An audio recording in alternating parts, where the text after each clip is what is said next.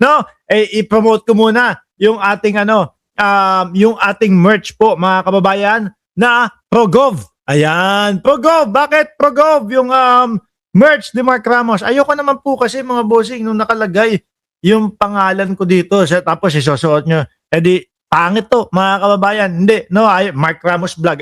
Ayaw natin. Gusto natin yung talagang meron tayong pagkakapare-pareho mga kababayan. Kaya ayan, di ba? Pro-gov, mga bossing, lahat naman tayo. Pro-government po, mga boss chief mo, sir. At syempre, hindi natin makakalimutan yung Team MR. Ano po, hindi lang Mark Ramos na ako lang ang nakikita diyan.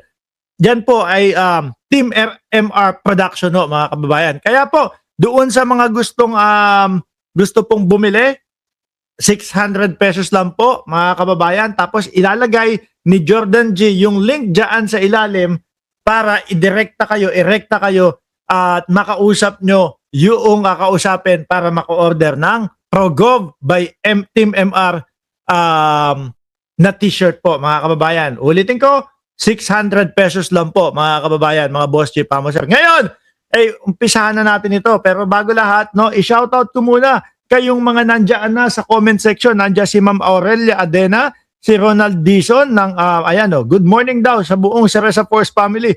Magandang umaga nga sa buong Cereza Force family. Nandiyan din po si Ma'am Chris Rose, Jordan G, si Joel Q ng Cereza Force, Aurelia Adena ulit, BG Badjola, Ronald Dizon, Merly Belen, si Ma'am Chris Rose ulit.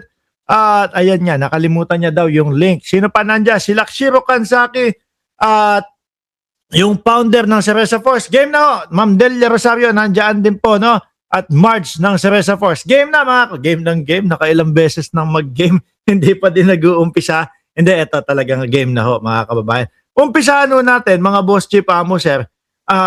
Dito, wala. Uumpisahan ko doon sa DDS eh. Nasaan ba yung DDS na ito? hanggang ngayon pala may mga rally silang ganito. Akala ko ho, mga bossing, simula ho ang dating Pangulong Duterte ay naoblo na, nalagay na doon sa maleta. Nairehas na, nahinto na yung mga mautog-mautog nila.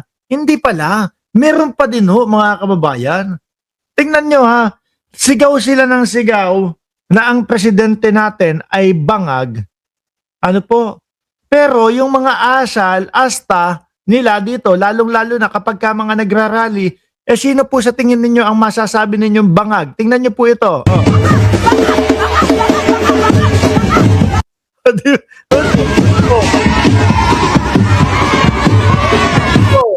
Di ba?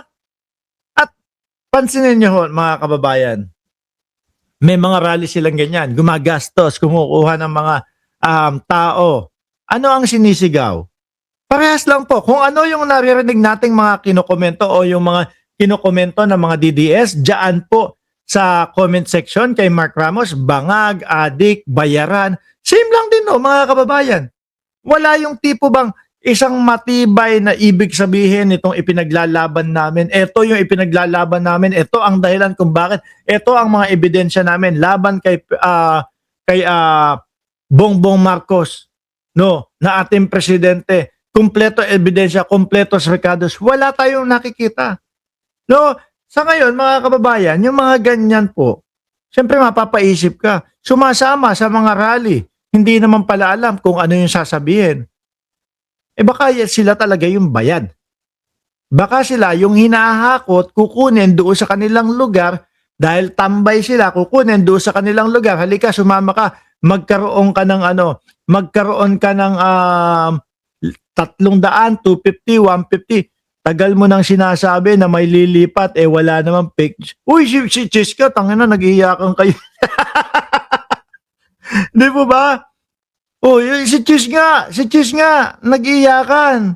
Nag-iiyakan kayo, di ba, nung kay Chis? Biruin nyo, ito mga kababayan, ito mga DDS na ito. Nung una, sabi nila, pinupolitika nila si Chis Escudero. Sinasabi may kaso si Chis Escudero. Wala naman daw ho, mga bossing. Pero, noong lumipat si Chis Escudero, nung tumawid si Chis Escudero, pumasok lang ho Correction, pumasok lang po mga kababayan. pinagbabas na ng mga DDS. Sabi, wala yan, kaya yan, lumipat na daw po. Kasi nga, natakot doon sa kaso. Bigla na may kaso. Mahihina kasi ang kukote ng mga DDS, mga bossing. Kaya ganyan. Ang totoong bangag, tingnan mo, sabi sa iyo ni Maulino, oy, Edgar Basco. No, tingnan mo, ano sabi sa iyo, ang totoong bangag ay ang mga Duterte. Kitang-kita ang ebidensya. Correct. Baka siguro si ate, si lola, si nanay, nakita niya yung litrato ni Baste Duterte, nakaganan. Yung nakaganan. Kasama si Ellen Adarna. Kaya po nagsisisigaw ng bangag-bangag-bangag. Sabi ni Ma'am Chris Rose, bakit yung mga umaattend na DDS sa mga rally nila, puro mukhang mga yagit? Grabe ka naman. Iniiwasan ko magsabi ng mga ganyan. Although talaga naman, totoo naman yung sinasabi mo na mga mukhang yagit. Pero iniiwasan ko na. Ayoko naman maging magpanlait ng tao. Pero correct yan. Yan nga, kasi ang dinadali nitong mga ito, mga kababayan, yun pong mga kababayan natin na nasa laylayan, na kumbaga nandun sa, ayokong maka-open, pero nandoon sa buhay ng kahirapan po, no? Madali nilang mapasama. Ako, tanungin nila ako, ikaw Mark, sasama ka ba kapag ka nagparally tapos bibigyan ka 500 piso? Baka isampal ko pa sa inyo yung 500 piso na yan eh. Di ba? Sila, syempre mga kababayan, 500, ay, pangkain na natin yun. Pang ilang kilong bigas na din yun. Madali pong mahimok, madali pong makuha, madaling mautuho, mga kababayan. Kaya, ganyan po. Yan yung sinasabi nyo na bakit yung mga DDS mga mukhang yagit. Di ba? Tapos, kaya pagka yung nandyan na, mga tinatanong na reporter, tinatanong ipinaglalaban, pag nakikita na sa mga kamera, sigaw lang po bangag, bangag, bangag. Tingnan nyo.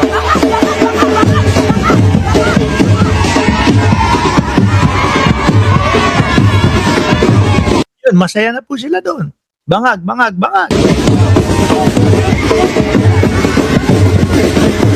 Hindi kagaya natin kapag yung naalala nyo po, although wala si Mark Ramos doon sa pagkakataon na iyon, naalala nyo po yung nagsama-sama yung mga vloggers. Ako, dahil hindi naman po ako nakabase sa Pilipinas, mga bossing no? Pero sila, Takeru Miyamoto, sila Mike Cervera, sila Boss Mike Cervera, nung nagsama-sama po, nananawagan para mag-resign si BP Sara, si Inday Sara Duterte, doon po sa Department of Education. Halos lahat po nang nagsasalita may laman ipinapaliwanag kung bakit kailangan umalis, mag-resign sa pagka DepEd Secretary ang Vice Presidente. Ang layo po ng pagkakaiba, mga kababayan. Sila po ganito ang rally nila at tayo naman kapag yung may mga rally talagang malayo po. Ayoko na lang sabihin na maganda ang edukasyon na kinuha dahil basta po kita nyo naman kung ano ang pagkakaiba. Tsaka yung away-away sila. Minsan nag-end up pa po sila dyan ng sila-sila. Nag-aaway sila-sila. Gustong magbuntalan. Di ba?